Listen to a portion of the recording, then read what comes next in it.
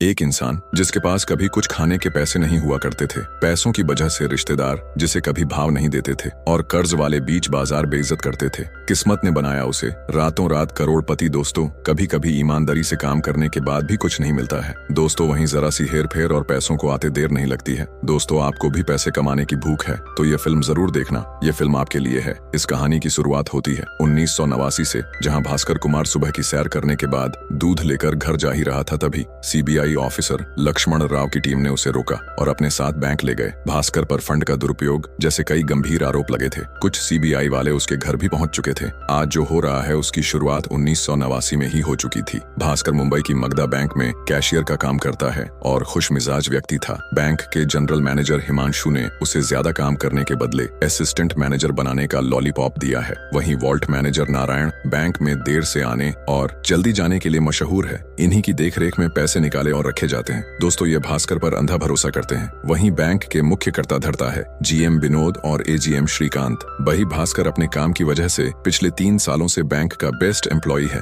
उसका सपना है बैंक द्वारा जब्त की गई मारुति कार को एक दिन अपने घर ले जाना, मगर उसके जिगरी दोस्त ने याद दिलाया, पहले अपना लोन तो भर दे। उस पर 35,000 का लोन है। सांबा उसी बैंक में गार्ड की नौकरी करता है। वे दोनों सामने कैफे में बैठकर लोगों की मदद भी करते हैं और बदले में कुछ पैसे भी मिल जाते हैं। एक दिन एंथोनी नाम का आदमी 2 लाख के लोन के सिलसिले में भास्कर से बात करने आया, मगर उसके पास गिरवी रखने के लिए कुछ नहीं था। भास्कर ने मना कर दिया। जिस जगह भास्कर रहता है वहाँ के लगभग हर इंसान से उसने कुछ न कुछ कर्जा ले रखा है, सबसे ज्यादा पटेल भाई से। पटेल ने उसे आज आखिरी चेतावनी दी और जाने दिया। भास्कर एक पुराने मकान में रहता है। एक छोटा भाई जो इंजीनियरिंग कर रहा है और छोटी बहन जो कॉलेज में है। माँ पहले ही गुजर गई थी। पिता प्रहलाद कुमार कभी टॉप के सीईए हुआ करते थे, फिर नए व्यापार में दोस्तों ने धोखा दिया और तब से उनकी बोलती बंद हो गई। भास्कर का एकमात्र सहारा है उसकी पत्नी सुमति। वह खाना बनाने का बिजनेस का सपना लिए जी रही है। भास्कर का एक प्यारा सा बेटा कार्तिक भी है। आज सुमति के भाई के लड़के का जन्मदिन है। कपड़ों के अभाव में कार्तिक को हर बार एक ही टी शर्ट पहनकर जाना होता है। माँ ने कहा,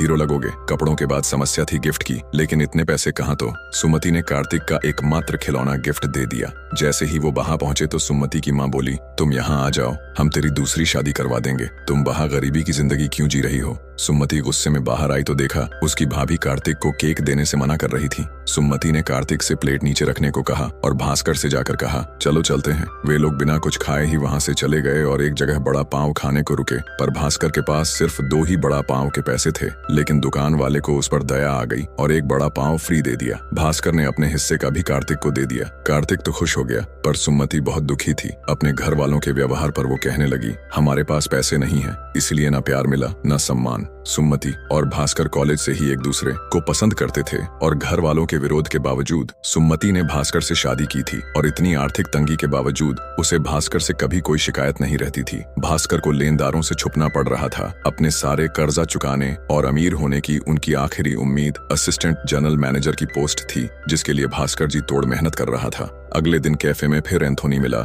लोन के लिए उसने बताया, मलेशिया का एक जहाज है जिस पर मेरे टीवी रखे हैं, उन्हें छुड़ाने के लिए मुझे 2 लाख रुपए चाहिए। भास्कर ने तो मना कर दिया, पर सांबा ने उसे अपने साले से उधार लेकर देने बोला। एंथोनी तुरंत बोला, चलेगा, और अपना कार्ड दिया। भास्कर को पता था साला एक कौड़ी नहीं देने वाला। मंदिर से निकलते समय पटेल ने उसे पकड़ लिया और बोला, बटुआ निकाल और पैसे दे। भास्कर को मजबूरन बटुआ देना पड़ा जो कि खाली था। पटेल और गुस्सा हो गया। फिर उसे स्कूटर दिखा तो वह उसकी चाबी मांगने लगा और जोर जबरदस्ती में उसने भास्कर से चाबी ली। फिर स्कूटर लेकर चला गया। स्कूटर तो गया ही, साथ ही इतने लोगों के बीच इज्जत की भी धज्जियां उड़ गईं। भास्कर को जल्द ही बैंक जाना था, पर न जाने का साधन बचा था और न जेब में पैसे, और वह पैदल ही भागकर जाने लगा। बैंक पहुंचा तो GM Vinod general manager post पर जाने वाले का नाम घोषित कर रहे थे और अफसोस, इतनी मेहनत करने के बाद भी पोस्ट किसी और को दे दी गई। हिमांशु ने बताया, मैंने पूरी कोशिश की, पर आखिरी फैसला जीएम विनोद के हाथ में था। भास्कर की आखिरी उम्मीद भी खत्म हो गई। कैफे में सांबा ने बताया कि हिमांशु ने तेरा नाम ही नहीं रिकमेंड किया, क्योंकि वे दोनों बंगाली हैं, इसलिए उसका प्रमोशन किया। ये सुनकर भास्कर का खून खौल गया।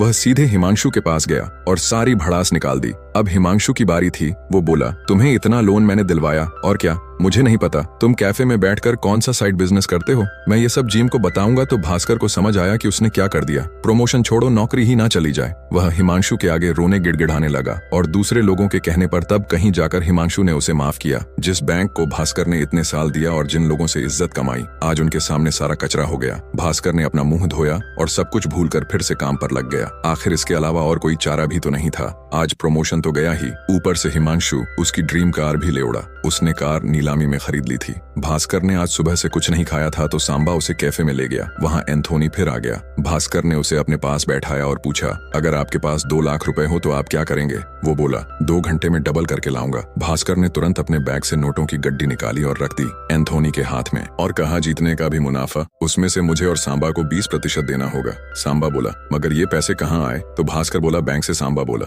भाई ऐसा क्यों किया? जेल हो जाएगी। लेकिन भास्कर परिवार की जिम्मेदारियों के कारण मजबूर था। वहाँ से वे तीनों साथ में चले। रास्ते में एंथोनी ने बताया, महंगे ब्रांड के जो टीवी यहाँ 40 से 50 हजार के मिलते हैं, वह विदेशों में 8 से 9 हजार में मिलते हैं, क्योंकि हमारी सरकार कई तरह के टैक्स लगाती है। टैक्स से बचने के लिए इन चीजों को स्पेयर पार्ट्स बताकर लाया जाता है और थोड़ी जान पहचान से जांच से बच जाते हैं। जहाज के कैप्टन तो खुद उसका दोस्त है। भास्कर अपने घर उतर गया, पर सांबा एंथोनी के साथ ही गया। भास्कर घर गया तो सुमति खड़ी थी। उसे पटेल के स्कूटर ले जाने वाली बात पता चल गई थी और भास्कर का प्रमोशन भी हाथ से गया। उन दोनों को गए बहुत देर हो गई थी, पर अभी तक कोई खबर नहीं, जबकि बात 2 घंटे की हुई थी। भास्कर के मन में कई तरह के ख्याल चल रहे थे और फिर रात को इसी ख्याल में भास्कर को कब नींद लग गई पता ही नहीं चला। अचानक ही सुमति ने बताया, सांबा आया है। बाहर देखा तो दोनों खड़े मुस्कुरा रहे थे। टीवी बेचकर पूरे 2.5 लाख का मुनाफा हुआ था। भास्कर को मिले 25,000 रुपए और तब पता चलता है कि एंथोनी को कैफे में भास्कर ने ही बुलाया था। उसी वक्त वे लोग पटेल के पास गए और सारा कर्जा चुकाकर स्कूटर छुड़ा लिया। सुमति को समझ नहीं आया कि पैसे कहां से आए। भास्कर ने बैंक से जो 2 लाख लिए थे, उस दिन रजिस्टर में 2 लाख की एंट्री कम की थी,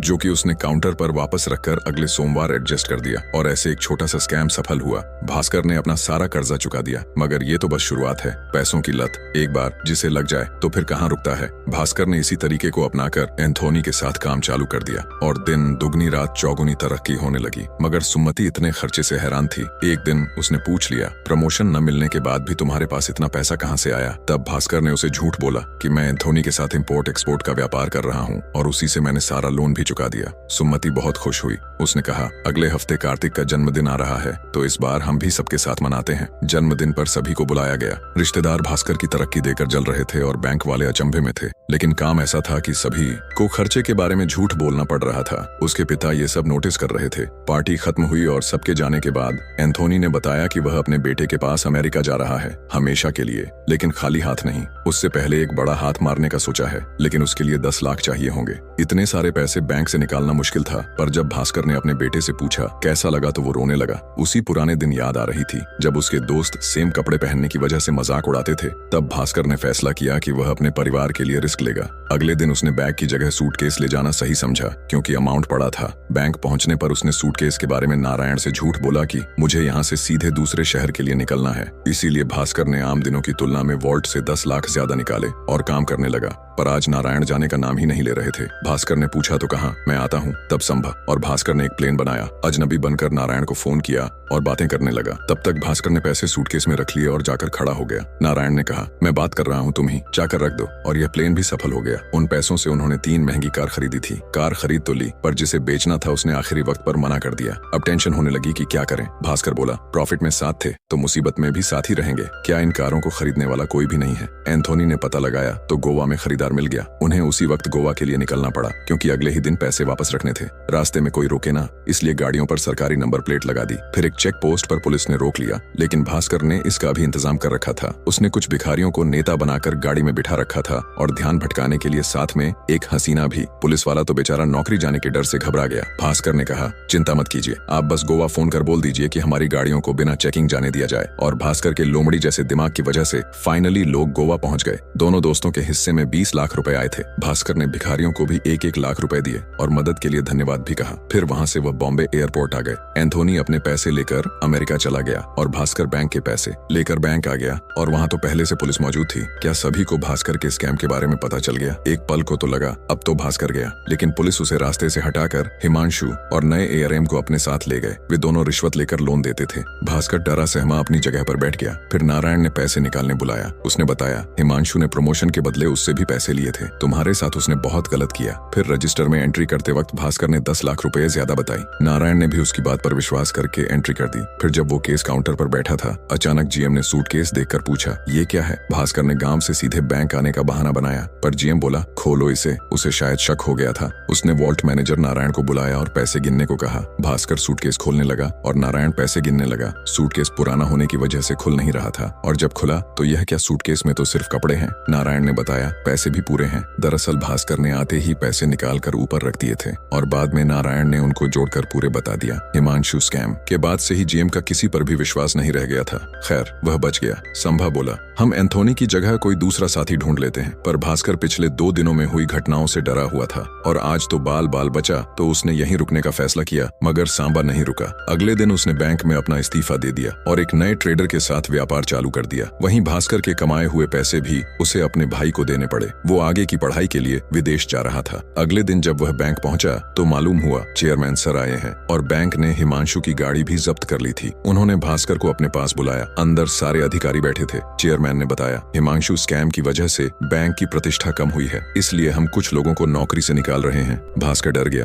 पर चेयरमैन बोले, कुछ लोगों के प्रमोशन भी होंगे। फिलहाल रीजनल मैनेजर और एजीएम की पोस्ट खाली है क्योंकि वे बेंगलोर ब्रांच में शिफ्ट हो रहे हैं। इतने सालों के इतिहास में कोई जूनियर लेवल का कर्मचारी सीधे सीनियर मैनेजमेंट लेवल पर प्रमोट नहीं हुआ। बधाई हो भास्कर, अब तुम हो मागदा बैंक कोलाबा ब्रांच के नए एजीएम। तुम्हारी तनख्वाह होगी 19,500 रुपए। क्या तुम्हें और कुछ चाहिए? तब भास्कर ने अपनी पसंदीदा कार मांग ली और उसी कार से अपने घर गया। घर जाकर प्रमोशन की खबर सुमति को सुनाई। वह भी खुश हो गई। दोस्तों, असली कहानी तो अब शुरू होगी।